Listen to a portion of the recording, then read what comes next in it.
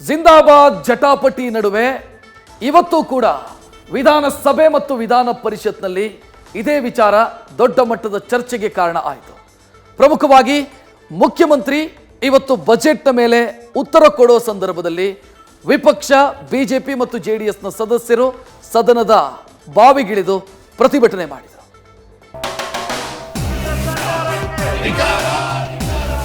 ಪಾಕಿಸ್ತಾನ ಜಿಂದಾಬಾದ್ ಅಂತ ಕೂಗಿದ್ರೆ ಅವ್ರ ಮೇಲೆ ಕಠಿಣವಾದಂತ ಕ್ರಮವನ್ನ ತಗೊಳ್ತೇವೆ.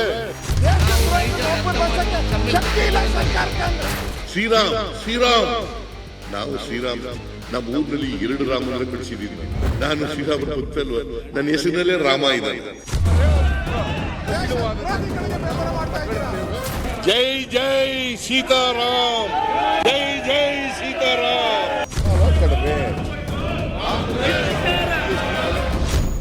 ಧಿಕ್ಕಾರ ಧಿಕ್ಕಾರ, ಅಯ್ಯಯ್ಯೋ ಅನ್ಯಾಯ, ಬೇಕೇ ಬೇಕು ನ್ಯಾಯ ಬೇಕು, ಲೂಟಿ ಲೂಟಿ ಕೋಟಿ ಕೋಟಿ ಲೂಟಿ, ಕೊಡಿ ಕೊಡಿ ಮುಖ್ಯಮಂತ್ರಿಗಳೇ ರಾಜೀನಾಮೆ ಕೊಡಿ. ಬಿಜೆಪಿ ಸದಸ್ಯರ ಆಕ್ರೋಶದ ಧ್ವನಿಗಳು ಸದನದಲ್ಲಿ ಮಾರ್ಧನಿಸಿದ್ವು.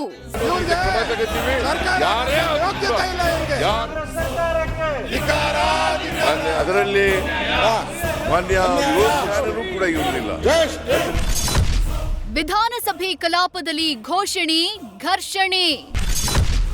ಜೈ ಶ್ರೀರಾಮ್ ಜೈ ಸೀತಾರಾಮ್, ಏಟು ಎದುರೇಟು. ಜೈ ಸೀತಾರಾಮ್, ಜೈ ಸೀತಾರಾಮ್. ಪಾಕಿಸ್ತಾನ್ ಜಿಂದಾಬಾದ್ ಜಟಾಪಟಿ ಇವತ್ತು ಕೂಡ ವಿಧಾನಸಭಾ ಸದನದಲ್ಲಿ ಜೋರಾಗಿ ಸದ್ದು ಮಾಡ್ತು. ಕಲಾಪ ಆರಂಭ ಆಗ್ತಿದ್ದಂತೆಯೇ ಬಿಜೆಪಿ ಸದಸ್ಯರು ಗದ್ದಲ ಗಲಾಟೆ ಎಬ್ಬಿಸಿದ್ರು. ಕಾಂಗ್ರೆಸ್ ಸದಸ್ಯರು ಉತ್ತರ ಕೊಡೋ ಪ್ರಯತ್ನ ನಡೆಸಿದ್ರು. ಮೋಸ ಮಾಡಿದ್ದಾರೆ,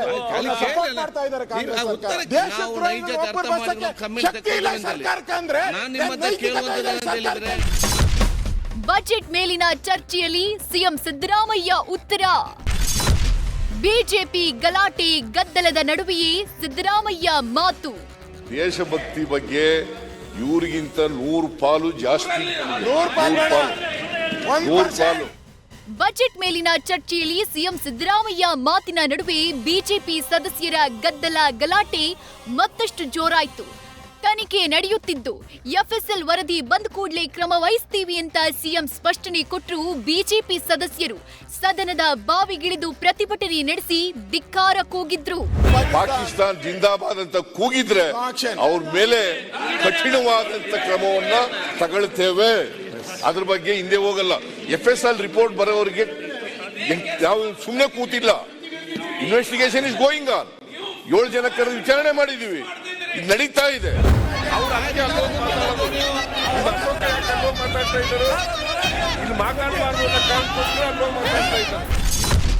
ಸದನದ ಬಾವಿಯಲ್ಲಿ ಪ್ರದಕ್ಷಿಣೆ ಹಾಕುತ್ತಾ ಬಿಜೆಪಿ ಪ್ರತಿಭಟನೆ. ಸ್ಪೀಕರ್ ಎದುರು ಚಪ್ಪಾಳೆ ತಟ್ಟಿ ಸುತ್ತು ಹಾಕುತ್ತಾ ಆಕ್ರೋಶ. ಬಿಜೆಪಿ ಸದಸ್ಯರು ಸದನದ ಬಾವಿಯಲ್ಲಿ ಚಪ್ಪಾಳೆ ತಟ್ಟುತ್ತಾ ಸತ್ತೋಯ್ತು ಸತ್ತೋಯ್ತು, ಕಾಂಗ್ರೆಸ್ ಸರ್ಕಾರ ಸತ್ತೋಯ್ತು ಅಂತ ಧಿಕ್ಕಾರ ಕೂಗ್ತಾ ಪ್ರದಕ್ಷಿಣೆ ಹಾಕಿದ್ರು.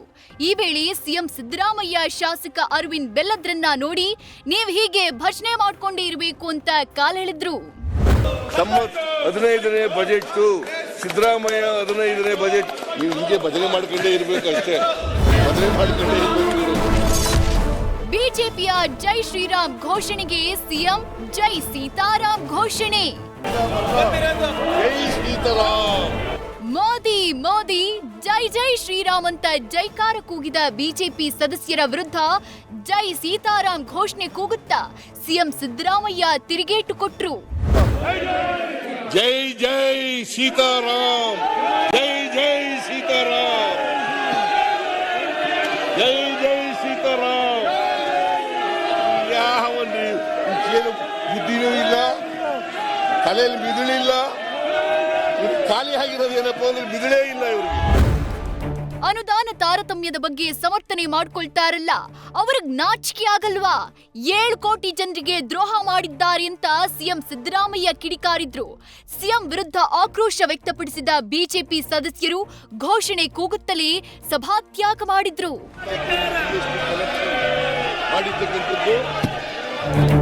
ಬಿಜೆಪಿ ಸದಸ್ಯರ ಸಭಾತ್ಯಾಗದ ಬಳಿಕವೂ ಮಾತು ಮುಂದುವರೆಸಿದ ಸಿಎಂ ಸಿದ್ದರಾಮಯ್ಯ ಕೇಂದ್ರ ಹಾಗೂ ರಾಜ್ಯದ ಯೋಜನೆಗಳ ಬಗ್ಗೆ ಮಾಹಿತಿ ನೀಡಿದ್ರು. ರಸ್ತೆ, ರೈಲ್ವೆ ಯೋಜನೆಗಳಲ್ಲೂ ರಾಜ್ಯಕ್ಕೆ ಅನ್ಯಾಯ ಆಗ್ತಿದೆ ಅಂತ ಗುಡುಗಿದ್ರು. ಕರ್ನಾಟಕದಲ್ಲಿ ಶಿಕ್ಷಣ ಇರ್ಬೋದು, ಆರೋಗ್ಯ ಇರ್ಬೋದು, ರಸ್ತೆಗಳಿರ್ಬೋದು, ಬ್ರಿಡ್ಜ್ಗಳು ಮಾಡೋದು ಇರ್ಬೋದು, ಸೋಷಿಯಲ್ ಸೆಕ್ಯೂರಿಟಿ ಪ್ರೆಜರ್ಸ್ ಇರ್ಬೋದು, ಲ್ಯಾಂಡ್ ಆರ್ಡರ್ ಮೇಂಟೈನ್ ಮಾಡೋದು ಎಲ್ಲ ಕರ್ನಾಟಕ ನಾವು ರಾಜ್ಯ. ಅವ್ರೇನ್ ಮಾಡ್ತಾರೆ? ತೆರಿಗೆ ವಿಚಾರದಲ್ಲಿ ಕೇಂದ್ರದಿಂದ ಆಗುತ್ತಿರುವ ಅನ್ಯಾಯದ ಬಗ್ಗೆ ಸುದೀರ್ಘವಾಗಿ ಮಾತನಾಡಿದ ಸಿಎಂ ಸಿದ್ದರಾಮಯ್ಯ ಬರೀ ಜೈ ಶ್ರೀರಾಮ್ ಅಂತಾರೆ, ಸೀತೆ, ಆಂಜನೇಯ, ಲಕ್ಷ್ಮಣನನ್ನ ಬೇರೆ ಮಾಡ್ತಾರೆ, ಸಬ್ಕ ಸಾಥ್ ಅಂತ ಹೇಳುತ್ತಾ ದೇಶದ ಎಲ್ಲ ಜನರನ್ನ ಇಬ್ಬಾಗ ಮಾಡ್ತಿದ್ದಾರೆ ಅಂತ ಕುಟುಕಿದ್ರು. ಶ್ರೀರಾಮ್ ದೇವರ ದೇವಸ್ಥಾನಗಳಿದಾವಲ್ಲ, ಶ್ರೀರಾಮಚಂದ್ರ, ಲಕ್ಷ್ಮಣ, ಸೀತೆ, ಆಂಜನೇಯ, ಈ 4 ಜನ ಇದ್ದಾರಲ್ಲ, ಇವರು ಬರೀ ಸೀತಾರಾಮ್ ಇಟ್ಕೊಬಿಟ್ಟವ್ರೆ. ಶ್ರೀರಾಮ್ ನಾವು ಶ್ರೀರಾಮ್, ನಮ್ಮ ಊರಿನಲ್ಲಿ 2 ರಾಮ ಮಂದಿರ ಕಟ್ಸಿದ್ದೀನಿ ನಾನು. 2 ರಾಮ ಮಂದಿರ. ನಾನು ಶ್ರೀರಾಮರ ಭಕ್ತ ಅಲ್ವಾ, ನನ್ನ ಹೆಸರಿನಲ್ಲೇ ರಾಮ ಇದ್ದಾನೆ.